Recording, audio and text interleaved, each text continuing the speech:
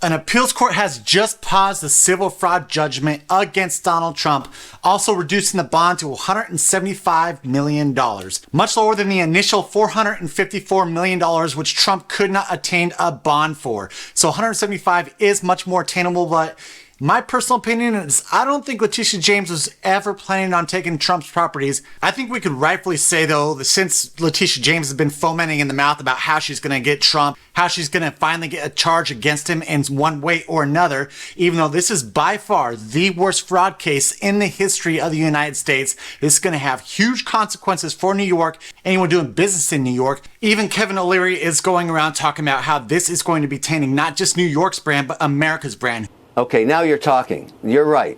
This is hurting the American brand. What's going on in New York it has nothing to do with Trump. That case is over.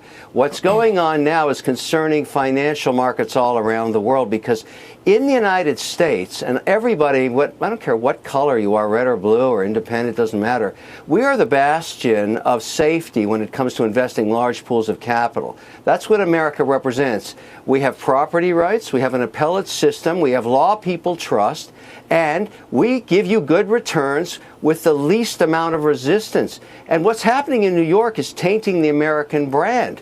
I mean, seizing assets after 22 days? In a bankruptcy court, you get years to resolve this. Who is going to want to bring their money here for real estate or any other business venture when you have these judicial systems rigged to take you down if you believe in the wrong political views or they think that you are a threat? This is setting a precedence that, hey, you're doing stuff that we don't like, you're against us and our agenda, we are going to take you down through the judicial system, even though the charge is super bogus. Then there was that panel that came out. This was pretty much a tell to all the Democrats, or even to Letitia James over there, like, hey, if you do this, if there's optics of you taking away Trump's assets, this is going to be bad for the Democrats politically. And I think that finally, or maybe she had this planned all along, she's trying to call Trump's bluff, like, hey, you better start selling assets, you better do whatever you need to do in order to pay that $454 million.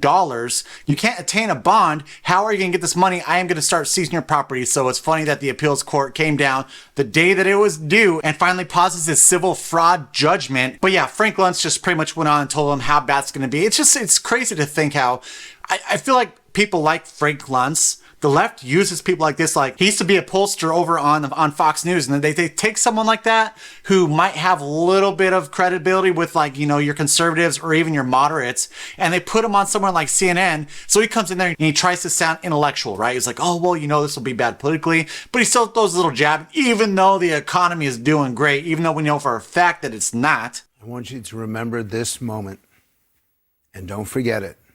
If the New York Attorney General starts to take his homes away, starts to seize his assets, it's all going to be on camera. Pundits are going to sit there and scream about this. This man cannot be elected.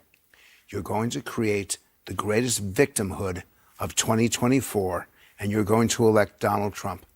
If they take his stuff, he's going to say that this is proof that the federal government and the establishment and the swamp in Washington and all the politicians across the country and the attorneys generals and all of this, that this is a conspiracy to deny him the presidency. He's going to go up in the polls just like he went up every single time they indicted him.